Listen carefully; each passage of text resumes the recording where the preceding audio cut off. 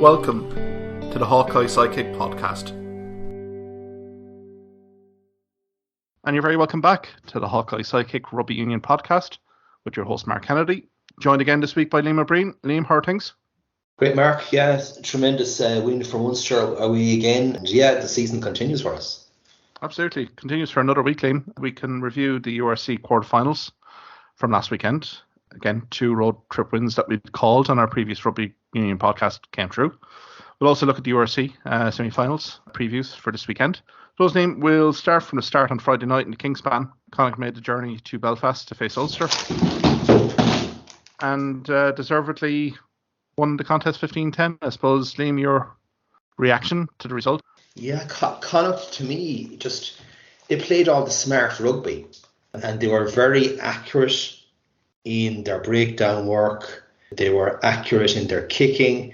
Look, they're a proper rugby side, you know, and they can play to their strengths, and I think that's the key as well. Whereas in summation, Ulster don't know how to play. They have no leadership and have no direction. And while they have some very good players on paper, I mean, you could argue Ulster finished the season as Ireland's 4th province. End of story, no matter where they finished in the table. But yeah, Connacht, very impressive. And again, I actually felt they could have won that game by 15, 20 points. That's how dominant they really were until maybe the 65th minute when kind of Ulster woke up from their slumber. Absolutely, Liam. I felt the scoreline was a little bit misleading. As you say, I thought for a good hour of that game, this game should have been out of sight. It should have been a 20-25 point win here for Connacht. I mean, Ulster were completely second best, I thought, in all facets of play. But I thought particularly, and I think this result really does kind of expose maybe coaching issues in Ulster rugby. Just the one-out runners here, Liam. I mean, look at the talented 3/4 that Ulster had on their disposal last Friday night. James Hume, Stuart McCluskey. One-out runners. And to be fair to Connacht, preempted it very well, and the likes of Hurley Langton, who had a monster game. You had likes of Conor Oliver. Again, I just thought from an Ulster rugby perspective, the game plan was completely inept. I thought Connacht had a clever but limited game plan, if I can say that as well, in that first half, where they carried close in the whole time too. But the difference was with Hurley Langton and the Connacht forwards, they were making serious yardage, Cian Prendergast, you know, and clever passes by the scrum half in front of the forwards. They could really run on and really make huge gains. So I can't say Connacht were incredibly, you know, inventive, but they were, again, very smart, I suppose, in the way they played. And to me, I suppose, you know, there was an awful lot of chances that Connacht left behind. I suppose notably that Farrell non-pass to Keelan Blade. You know, that was something that we're probably thinking they would regret as the match went on. But no, I mean, look, Connacht in the first half, they built a good lead and deservedly so. Again, discipline left, I suppose, Ulster as well. And to me, even some in the first half, when you go down, you know, 12-3 down, there was nobody for Ulster, no leadership, no one calling them together in a circle and saying this is what we have to do for the next 10 minutes, 15 minutes. There was nothing like that whatsoever. Yeah, I mean, for me, Balakoon definitely stood out. His cameos were you know, very incisive running. And yeah, certainly at half time, Ulster had it all to do. Yeah, absolutely. I think Balakoon was probably the shining light there in that back three performance. Mike Lowry going off early, obviously, with the HIA. Again, hopefully that's not too serious for Mike Lowry, but like Balakoon's contributions when he did get ball in hand was very dynamic, but I thought it was very few and far between, and I think it really pencils it down here to maybe a pack that's under massive pressure and a 9 and 10 from Ulster that not very cohesive. But I suppose going to Connacht, you've kind of alluded to it here, Cian Prendergast, a monster game from him as well. I thought the back row for Connacht just dominated this playoff fixture, and I mean, they really controlled the tempo. They provided timely contributions here, and Hurley Langton's form in the last 2 months of the season has been an absolute revelation and of the resurgence here of Connacht Rugby in this URC season. You know, they've now 7 from last 7 games in URC, and Hurry Langton has been an absolute standout here as well. But again, quality contributions here from all the back row. Yeah, Hurry Langton, he was an absolute, I suppose, wrecking ball, we call him, you know, and I suppose those lads were probably saying, what the fuck, where did he come from, you know what I mean, because lads hanging off him, and very, very disruptive. But it shows, you know, how players, when they really are at their peak, how they can transform the flow of the game, and Hurry Langton, I suppose, dictated the flow of the game was Connacht, and was huge Connacht forward ball as well. Thought set piece was for Connacht very much on point. Thought Buckley was given as good as he got, particularly in front row. You'd Finley Beelum there. And again, I thought the bench impact as well was very prominent as well. Bundy Akai comes in fresh. Thought there was some marvellous ball carries from him as well, really setting up a platform. It was a real team effort from Connacht. I suppose video analysis this week will point to several opportunities that Connacht were presented, particularly deep in Ulster territory, and didn't convert. Liam, you know, you've talked about it. Ulster bringing on fresh bodies. I mean, Tom Stewart coming on obviously didn't make an impact.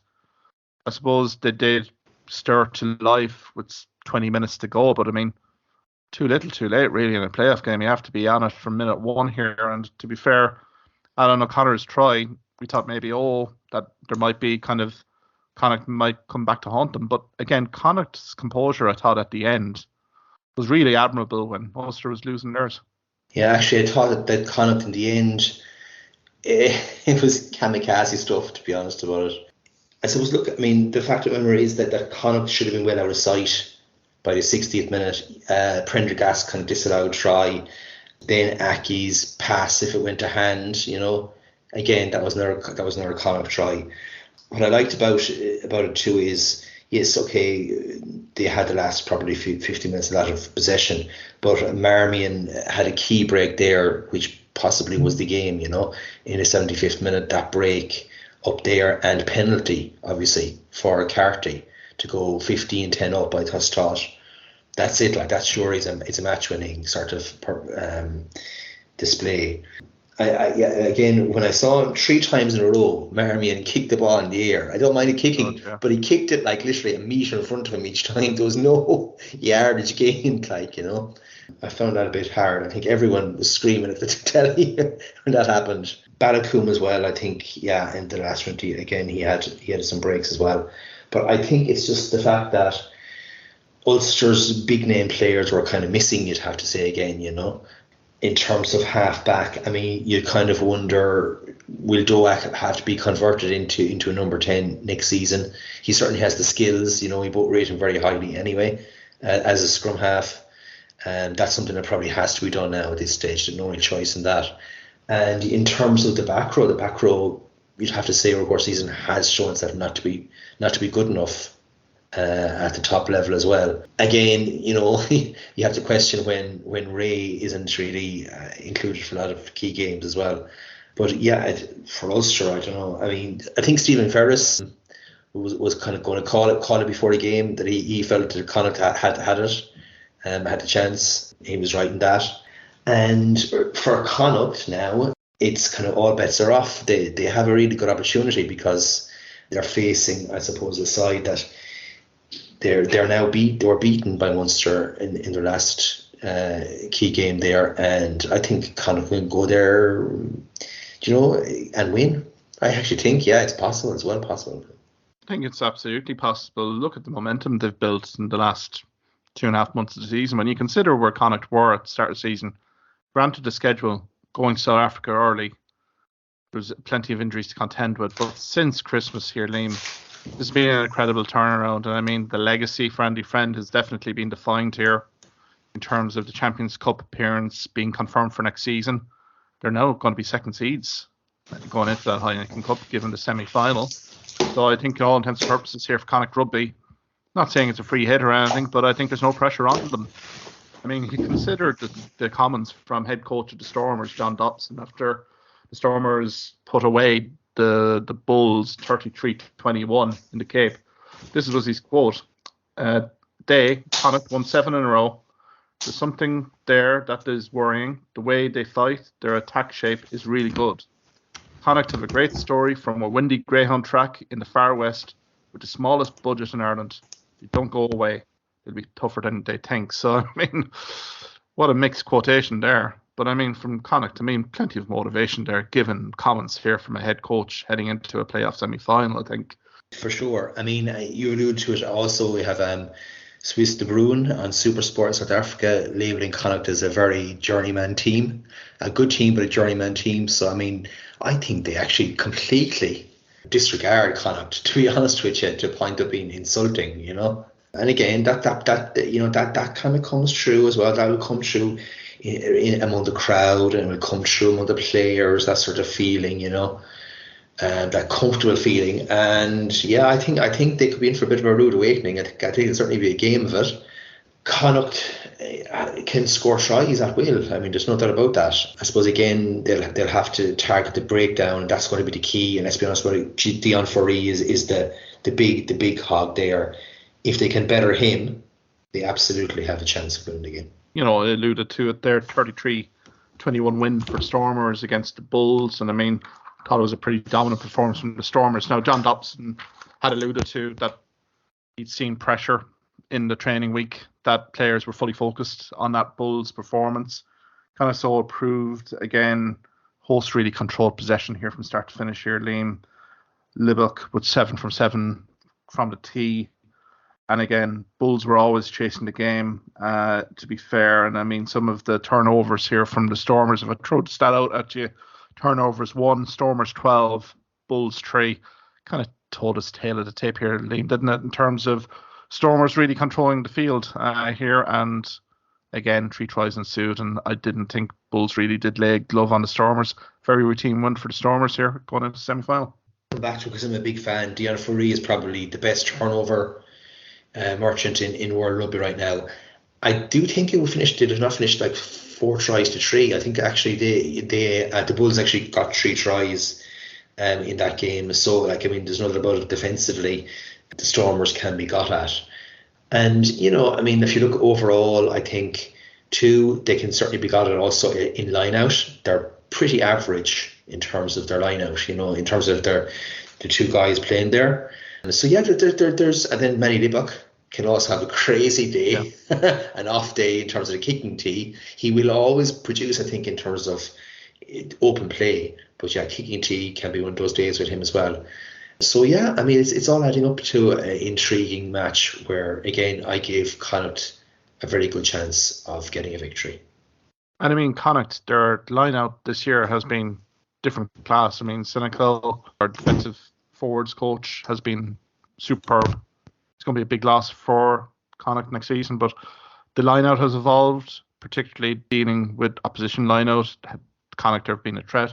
I think the blueprint is there for Connacht. They see the Exeter Chiefs' performance, particularly in the Champions Cup last day tie, and how Exeter basically really went on the front foot and from a pack perspective really laid down the marker. And I think that will be required here from Connacht Rugby from 1 to 8 here to really kind of build that platform.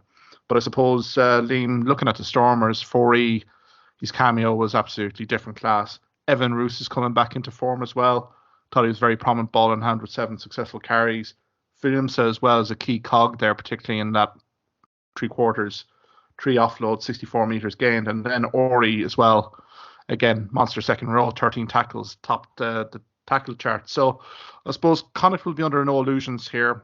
There are an awful lot of threats here for the Stormers that need to be negated. But as we've said here, confidence should be high. And I mean, again, all the pressure's on the reigning champions here. Indeed. And again, in terms of scrum time, when I look at the scrums in the URC, I mean, Connacht is up there to my mind, you know, in terms of being one of the best scrums there. So they're not going to be found wanting at scrum time either in terms of Beelum up against Kitchoff. Great battle, to be honest about it. So yeah, in terms of the weekend, yeah, you know, I mean, they're favourites, but I think Connacht can be thereabouts coming to the final 10 minutes. And to be fair, it does seem to be that just the Stormers in the final 10 minutes find a way to get that crucial penalty or that crucial try. And that probably might be what will happen actually. I think from a Connacht perspective, considering the win in Kingspan, but there's still massive scope for improvement here, Liam, as well. They know that opportunities, particularly in that red zone for the Stormers, will be limited, so they will really need to execute at a high level, and they're well capable of doing that. I think the weather forecast here in Cape Town as well on Saturday could be quite a dynamic here. Again, predicted as we're coming on air, cloudy, 18 degrees Celsius, but the wind here is 40 kilometers an hour, which may really reflect a game of two halves here. And I mean, John Dobson has basically alluded to it that Connacht will be very familiar with playing in windy conditions. And I think the more you kind of look at this game here, Liam, the more the elements kind of maybe suiting to a certain extent Connacht rugby here, being able to adapt to the conditions maybe more so than the Stormers. So I think, from a Connacht perspective, they're coming in under the radar here, as we said. From a South African perspective, I'd say the Stormers probably thought it would be Ulster Rugby travelling to Kingspan. So the fact that Ulster got upset here, as you said, the intensity here, is it going to be here for the semi-final, given what they've seen before of Connacht Rugby? So I think for Connacht Rugby here, it's a massive opportunity to produce a great performance. And as you say, if they can be in this game going into the final quarter, I think there might be a few nerves here, particularly in the Stormers fans and particularly on the sideline here, because this Connacht Rugby team have built a serious bit of momentum here, and winning is a good habit, and this team certainly are ticking all the boxes in that respect.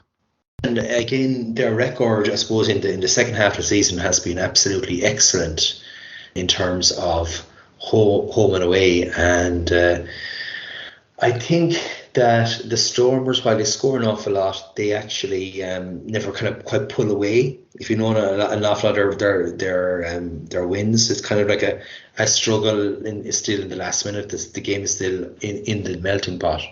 And I think that will exactly be the way it's going to be the weekend as well. You cast your mind back to last year as well, the semi-final when Ulster travelled to the Cape, and I think on another day Ulster Rugby could have been looking at a URC final appearance really. I thought they were probably the better team for good parts of that game. Stormers winning it right at the end. So I think for Connacht Rugby, there is a blueprint there to beat the Stormers. It's just a case now of getting down to the Cape, acclimatising, getting prepared physically and mentally for the challenge ahead. But again, if Connacht can have a good start to this match, no reason why they can't advance here, and that would be an unreal result here. But I mean, Munster Rugby have shown a few weeks ago that it can be done. Suppose, Liam, we can probably then switch to the other side of the URC playoff ladder. I suppose we can quickly skirt through Leinster Rugby, Celtic Sharks. Chamberlain's early try suggested that this might be a tough afternoon in the office for Leinster, but again, once Mpimpi goes off and Sinbin after the Doris try, one-way traffic really here, Liam, wasn't it? You see, and it doesn't help when you get yellow cards at key points, and Leinster are going to score tries against you then. Yeah, just I don't know what I can say about the Sharks. It's been shocking, really, as a team with such talent. And I don't know if South Africa are kind of a bit worried to have so much Springboks kind of not really in form either. Leinster, I mean, again, the guys who came in very prominent, and Max Deegan again, and Penny. Yeah, I mean, they're mixing and matching, and they're still finding a way to win comfortably, which is very impressive, I think. It's just a clinical ruthlessness here, Liam, particularly when they go the man-player advantage. We've seen it in previous rounds, particularly against Leicester Tigers in the Champions Cup, also against Toulouse as well. They've done it here again, particularly against Celtic Sharks. And to be fair, this game was kind of pretty much up as soon as Mpimpi comes back on the pitch after that yellow card indiscretion. So, I mean, look, Harry Byrne basically controlled things at 10. Again, ably supported here by, an awful lot of the sporting cast here. I thought Max Deegan, as you said, very good. I suppose the only points of contention here for Leinster here was probably the scrum. When we previewed this game, the scrum was probably sticking out a little bit in terms of how Leinster would fare. And to be perfectly honest, the fact that they had Tyke Furlong here and Dan Sheehan in the front row paid enormous respect to the Celtic Sharks in that respect. But it did struggle here, Liam. And it's probably something that Ronan O'Gara and La Rochelle have probably looked at and duly noted here. head of a Champions Cup final, and probably Munster as well to a lesser extent. To say it was Michael Mill on the loosehead side who was really mullered, Yeah. So I mean that kind of has to be perspective has to be looked at here. I don't think that's quite a weakness in terms of Leinster. Yeah, I mean again, there's so many guys putting their hands up for that 23-man squad for what would be the European Cup final as well. So it's certainly very impressive. They're impressively consistent. And again, they have, probably some of the best, the number 2 and number 3 players in Ireland in a number of positions, the likes of Penny, the likes of Deegan and Conan and these guys. So, yeah, it'll be interesting to see now really kind of what the selection is for next week, really. Success is breeding success here. And again, not a lot of these guys want to be on that 23-man squad, particularly entering into a Champions Cup final against La Rochelle and the Aviva on Saturday week. So, I mean, for Leo Cullen, Stuart Lancaster and the management, it must be a superb problem to have. I suppose as well, going back to Leinster, I mean, they scored 5 tries during the game here. I mean, some of the setup play, absolutely first class. Think of the Larmour try in terms of how the game basically, the creation of width here was superb here from Harry Byrne, just literally spot the gap on the side for Jordan Larmour to score. I mean, again, very well orchestrated. But I suppose the injuries as well. James Ryan at the game with a protective boot on. Not sure how serious that is. Cian Healy going down late here as well with a leg injury, and also Tyke Furlong basically limped off as well. So I think that'll be an interesting kind of maybe subplot in terms of pre-game notes for maybe the Champions Cup.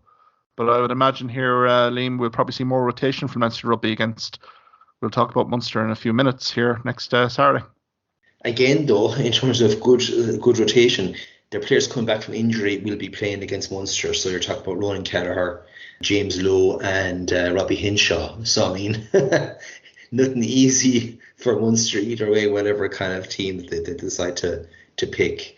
So yeah, I reckon those lads are going to be starting. They have to with the following week in mind. And again, yeah, I mean, probably just look, the first 15 will be rested. I think you'll have all the other guys, Leinster guys, impact guys, on the bench. So you'll have maybe your Conan and your Bairds and your Healy's on the bench next week against Munster, to give that sort of impact in the second half. Joe McCarthy as well. Thought was very prominent as well in his cameo. Ryan Baird was absolutely outstanding. So, I mean, whoever Munster face next Saturday, they should be under no illusions here. 1 to 23 will be outstanding ball players that are on top of form here. And again, the prize is fairly clear for Leinster here. Get a win against Munster, get into a URC final, but also there's a Champions Cup final appearance here. And to get in the thoughts of Leo Cullen, Stuart Lancaster, Rob McBride and the rest of the Leinster management to get into that squad for a cup final, a home cup final, let's call it that, because it's in the Aviva in Dublin against La Rochelle. But I mean, from a Sharks perspective here, Liam, finishing off on them, this performance was like an 8th place team in a quarter final, fell well below the standards required to get a result in the playoffs, particularly in the URC after last season's quality that was seen. There is head coaching personnel changes again, John Bloomtree coming back into the ball club. But again, there's going to be an awful lot of personnel changes here from the Sharks, particularly no Champions Cup, but also quite a few noted players moving on to Europe after the World Cup. So it does seem like the Sharks will maybe be in a transitional period next season. And again, it's Khaleesi is gone after World Cup, Dutoy is gone, Vincent Cox coming back in. But again, the main thing that's not been addressed is kind of number 10, where they're pretty bang average. Also, I think, yeah, the composition of their back rows again is going to be pretty unbalanced as well. But yeah, I mean, there's a number of teams you could say. Certainly the Sharks is the obvious one, but Cardiff also, were star-studded this season and also failed to deliver. It has to be said. Yeah, again, huge question marks over the Sharks for next season as to how they can possibly even improve on their league position. Yeah, it's going to be an interesting watch there, particularly considering the amount of investment that was put into the playing squad, particularly in this current season, and for the season to peter out how it did. I think is massively disappointing for both the Sharks, but I think for South African rugby in general. And as I say, quite a few key players here, like Kolisi, is racing against time to be fit for a Rugby World Cup in the autumn. I mean, again, Ethelbed hasn't featured in the last few weeks since sustaining an injury against Munster, Detroit as well. So I think there's a few question marks here, particularly for the Shark. But again, take nothing away for Leinster Rugby. This looked a potential banana skin fixture, but just how efficiently ruthless Leinster were to kill this game off before half time and then allowed the bench to be cleared kind of after 50, 55 minutes. I thought it was very impressive. I suppose, Liam, we can then kind of focus on Scotstoun. We'd earmarked this game for Munster Rugby after the Munster Rugby South African tour. We saw a win at the Stormers, the draw against South Sea Sharks to secure that 5th spot. We felt that there was a big chance going to Scotstoun, and so it proved. 14-5, breaking the Glasgow Warriors 17-game unbeaten run at Scotstoun. Again, a very fire and brimstone playoff fixture in Scotstoun. I suppose your reaction there, Liam? Yeah, it's another fabulous away day victory, kind of almost against the odds. First time that they lose in Scotstoun in 17 months, or pretty much whatever, a season and a quarter. Yeah. Incredible stuff. A typical Munster for performance is what I can say. Typical great, typical keeping the game even maybe in the first 20 minutes when they had all the ball and they were checking to possibly run away with it. And again, it's one of these things, there are times where they make a break or they pass and it could have been over the line and the game could have been done and dusted, but we hung in there for the 20 minutes. And then after that, we got our own 2 tries, and you'd have to say then for the rest of the game, kind of, we kept them fairly easily at bay defensively. I'm talking about, I mean, they really didn't after that threaten that much. And just so delighted that the Munster team are developing, and Leamy's defensive work, that's working. And there's a lovely link play between the backs and forwards as well. So it's all coming good. And I would nearly say they're peaking, They've been progressively peaking now, because each week they've been improving. Yeah, I just thought the 2 tries were absolutely smashing. And this is I would actually argue, even in the great days, we never produced any sort of try scoring, backline play like that. Like, really inventive play off the scrum half and 2 off 10. And yeah, I mean, Fekatoa and Frisch again were outstanding. The 2 wingers, Haley, like, you couldn't fault every player who started. Certainly was super. And then I think the key thing was with resilience. It was just the fact that so many lads went off injured. O'Mahony after 5 minutes, and then the likes of Sneeman 17, and then Barron, and just the guys who came in were outstanding. So Hodnett coming in, and Fineen, Wycherley. Yeah, it's just, again, a well-oiled machine. They come in, they played superbly. That was another thing that kind of stood out for me, I guess. Yeah, it's always a good sign, I think, when the centres are scoring tries again off the halfbacks. It's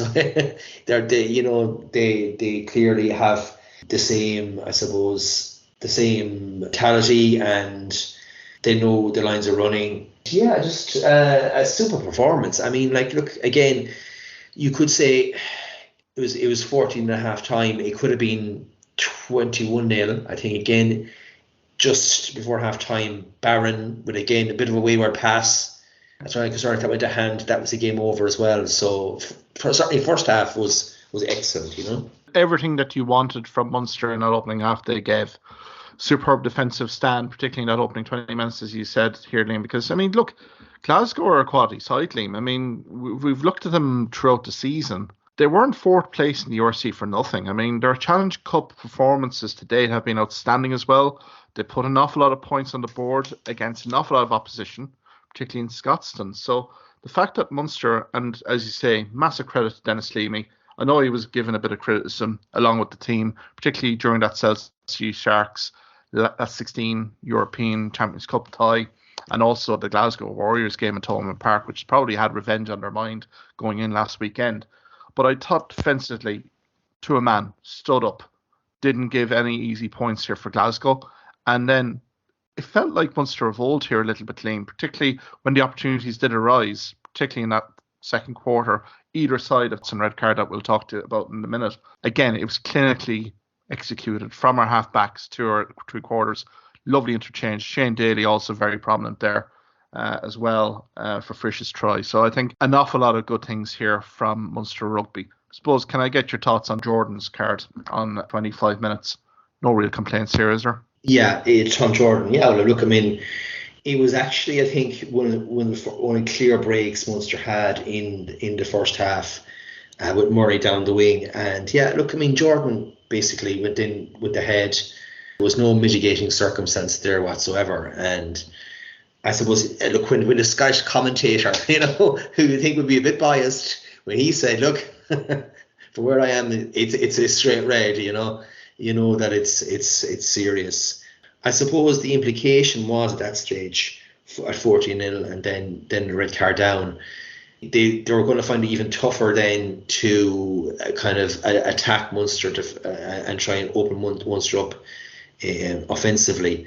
Perversely on the other side, they were going to find it harder to defend out wide against Munster, and that's really how it happened for the rest of the game as well. But again, one of these things that were, at least it was clear that it was a straight red, and there was going to be no kind of dubious decision against that, No, I mean, it's a straight red all day long. I mean, there's no mitigation there, unfortunately, for Jordan. I mean, no versatility on the bench here for Glasgow either to kind of change it up either. So I think they had cohesion issues, particularly from 9 to their three quarters. But again, Glasgow continued to basically put up the fight to Munster. I mean, as we said in previous podcasts, there's no love lost between these two ball clubs. I mean, there's quite a historical rivalry built up between these two ball clubs for many a year.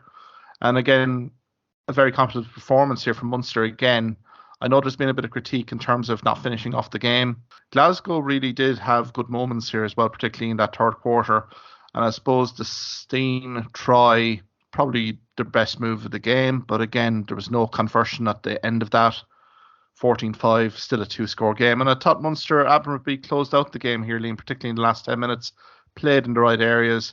And our scrum did hold pretty firm as well. Particularly when Lockman basically came in at the end as well. So really kind of locked things down, particularly. Wycherley actually got a penalty, when he came on. So that's some impact, yeah.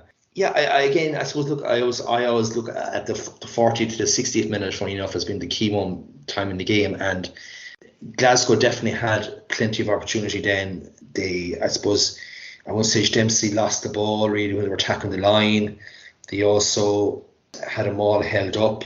But yeah, I thought 66 minutes, I thought it was just a bit too late, to be honest with you, for Glasgow. They needed about probably 10 minutes before that. Steen's try for sure. But then again, Glasgow got a yellow with 5 minutes to go. They were down to 13, and that was the end of that. Really, you're not going to score against 15 when you have only 13 players realistically. So yeah, I mean, look, I think we dealt comfortably, to be honest with you, with Glasgow in the second half. I know I felt it was all puff, Yeah. And they weren't really going to get over the line.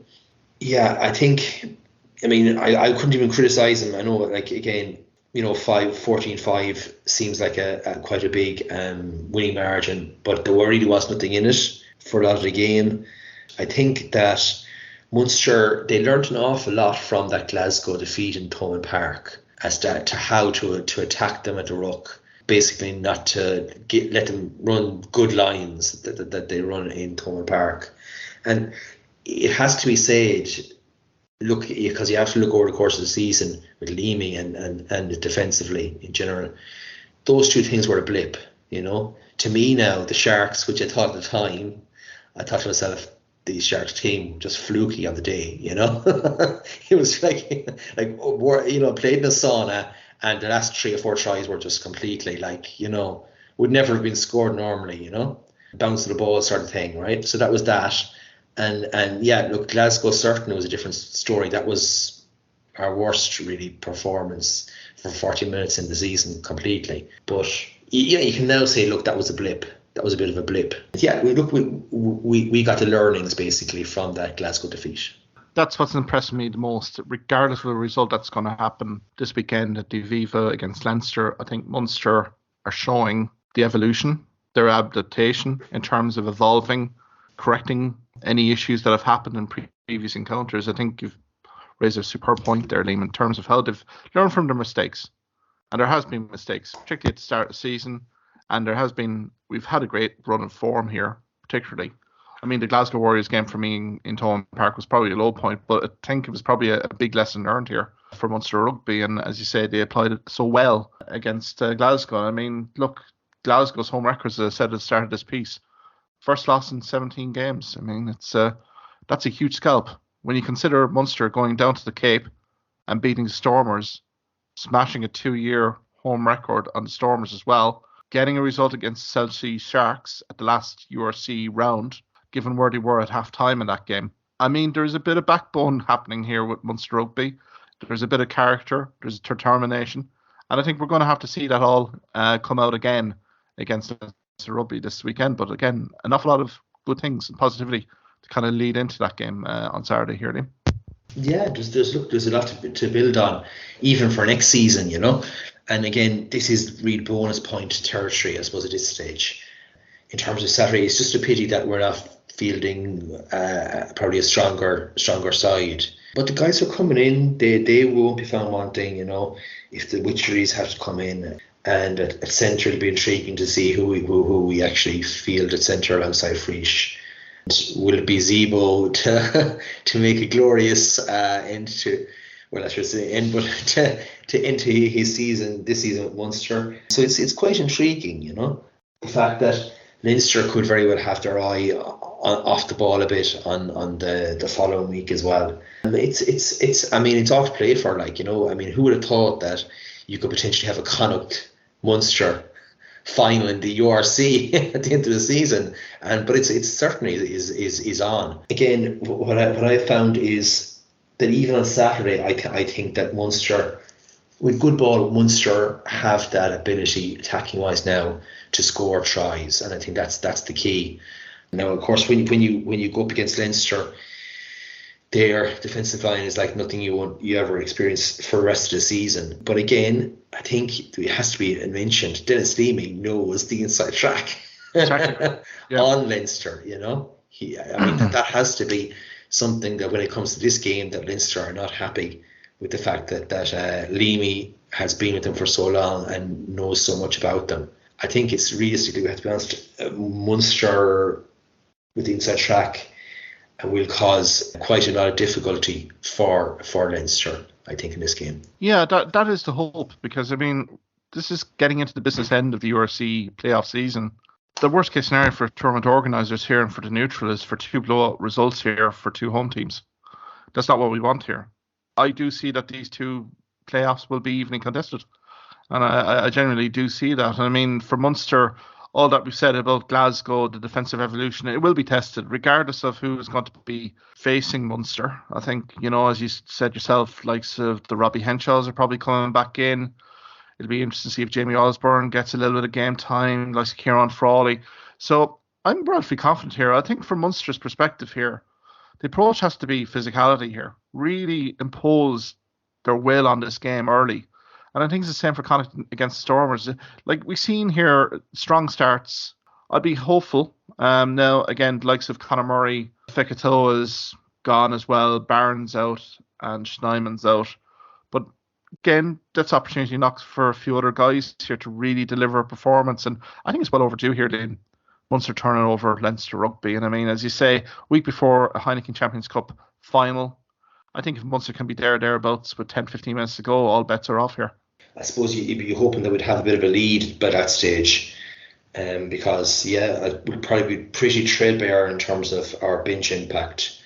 And if I'm thinking, you know, Leinster will probably field the guys who are going to have on the bench in the European Cup final. They'll actually just plug them all on the bench for Saturday as well. So they're going to have quite a significant impact off the bench. But also, I mean, for me, the thing is, we talk about Jack Crowley. This is a massive game for him too, because he had in his limited game time, he's been quite impressive in terms of out half. But I want to see him really boss this game, you know, on Saturday, and almost say to the Irish management, I am the second choice to Johnny. That's what you really need at a certain point. That kind of has to happen. So that to me is something quite intriguing. But yeah, I think again in terms of the back row, I think it'll be intriguing how that goes. Whether we keep Byrne in the back row and play a Dogba with Klein up front, which could work. Say Byrne and Hodnett and Coombs is a tasty back row, and again 2 massive lads in Klein and a Dogba packing down as well. So yeah, I just saw some very interesting subplots in this game. Absolutely. I'll add Filian Wycherley to that mix there in second role since he's been back from injury. He's been very, very prominent in his delivery and his performance. So, I mean, there's options there. I suppose the concern here, Filian, for me, is that scrum, in terms of how we're going to handle that. Leinster will target definitely front 5 here, particularly line out, but more particularly the scrum. So I think it'll be interesting here. I'd honestly see Stephen Archer in. Again, from, let's say, a hooker perspective, we're probably thinking Niall Scannell now, given that Barron is out. And then basically on loose head side, probably Jeremy Lockman. So again, it's an audition tape for these guys, but it will be one in the trenches here. Definitely in the breakdown, but also in the set piece. Munster have to be so strong on Saturday. For me, I've always believed that your back 5, we call them, in the forwards, is almost as key as the front row itself. And if we feel the back 5 like that, I'm confident that scrum time we certainly won't be going backwards. To me, it could very well be Mill again at loose head with Ronan Kelleher. Is it like Alaltoa possibly or the Abeladze? I mean, if that's it, like, it's not something for us to fear in terms of front row. And again, looking at in terms of last week and with Mill and how he was fairly mullered, that's an opportunity to attack Leinster on the loose head side, and I think Archer is capable of doing that. So yeah, I mean, look, there's plenty of possibilities. Again, you're looking at potentially at half back. You're looking at Harry Byrne there at 10, and again, this is a guy who doesn't have a lot of experience in that kind of cup semi-final, final sort of situations. So it'll be interesting to see if he rises to the occasion or not as well, There's so many subplots, as you said here, Liam, and definitely it was great to see Ty Byrne back on a rugby pitch again. Like, given the amount of time that man has been out of the game, to produce a performance of that quality in Scotstoun really does bode well for Munster at the weekend. But as you say, the Jack Crowley factor here has to come to the party. As you say, take this game by the scruff of the neck and really make this the Jack Crowley team, at 10. So, as you said, there's an awful lot of audition tapes here, particularly Andy Farrell, Mike Catt, Simon Easterby. They'll be looking on, fairly interested spectators at the Aviva and this game on Saturday, because I think if there's any marginal calls going into that provisional Rugby World Cup squad, could be made on the basis of this fixture on Saturday. So I think for the players involved, I think it's a huge opportunity for them. So look, it's probably setting itself up to be a really good fixture. I mean, given the context of Leinster's preparation for Champions Cup, but also Munster's unexpected injuries from last weekend. So I suppose, Liam, all the talking in terms of previews and stuff, can we get a few predictions from you? Maybe we start with the Stormers Connacht. How do you see this game going in the Cape? I actually see the game being quite tight in the opening half, not much in at half time.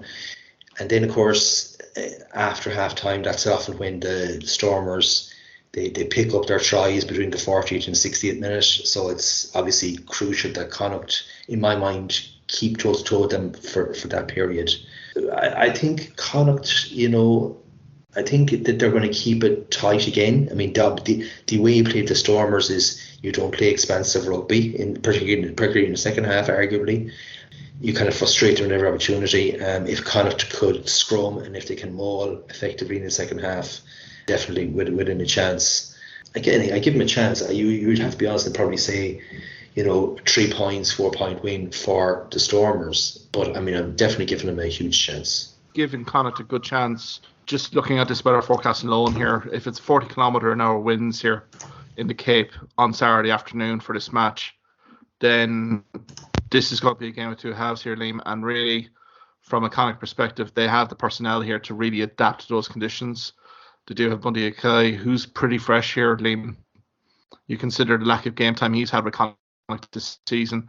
This is a game very much earmarked for Bundy Akai to really kind of come in and perform and deliver a man of the match performance here. I can see like Jack Carty controlling exchanges very well here if the front eight for Connacht really do set a platform. So again, you'll have to give the reigning champions probably the benefit of the doubt here, but I think, the South African viewpoint on Connacht may change substantially after this game. I think this is going to be a very close run thing.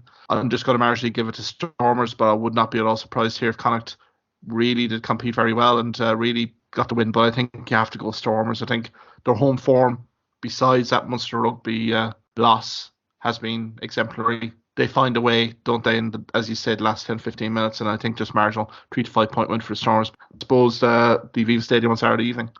Leinster Rugby, Munster Rugby here. Liam, who's your tip to get to the final on the other side of the draw? Well, I mean, it would have been a lot clearer to me if we didn't have potentially 6 guys out injured for the game. But even with that, I still think it's going to be a game that's going to be in the melting pot right up to the end.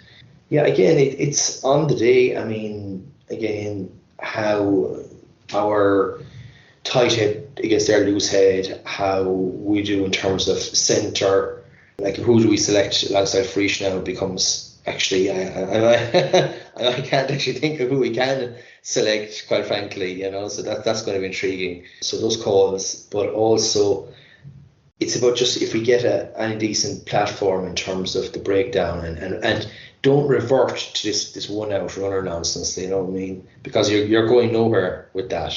And I suppose too, this is a game too where intelligent kicking is needed as well to potentially break down Leinster. And in terms of, again, maul, we have a good maul as well, so we should be able to, off the line out, really make a bit of momentum off that as well. In terms of, I suppose, the overall result, again, I think the bench does make a huge difference. It's bound to. Because of that, I'd have to give it maybe 5-point win for Leinster in the end.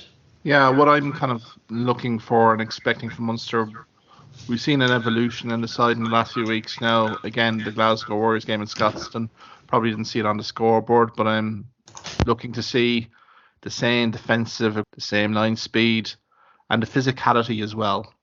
I think physicality is going to be key when you play a team like Leinster.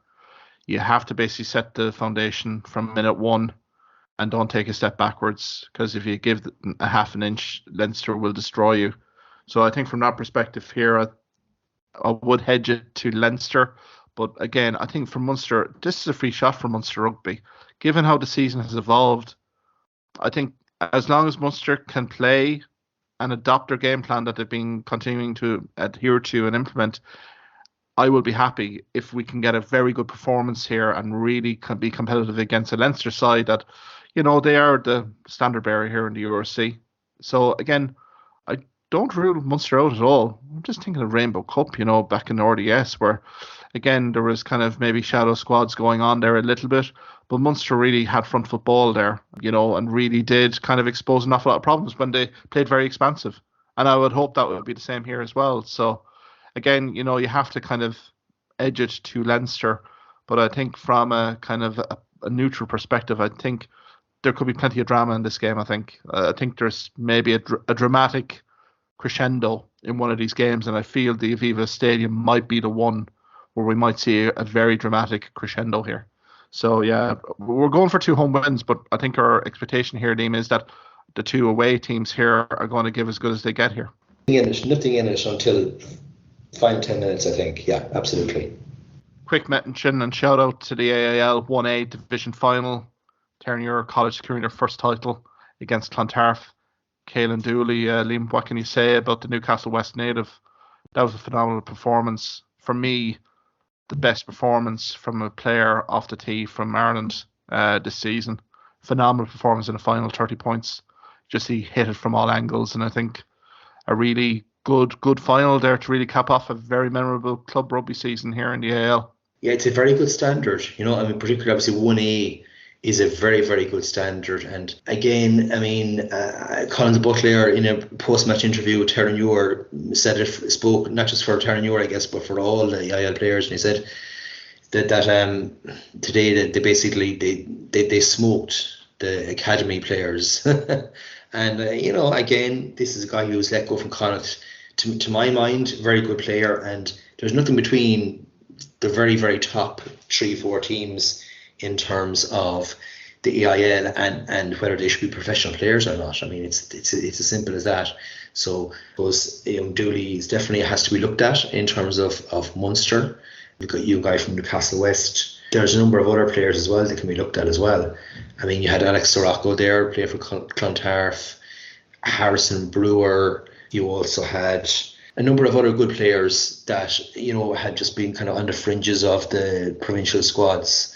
So the future is bright, really, at all levels. I think he raised a magnificent point on conscious of the fact that he was talking Australia, but then emphasised the point in English that everyone could fully understand it.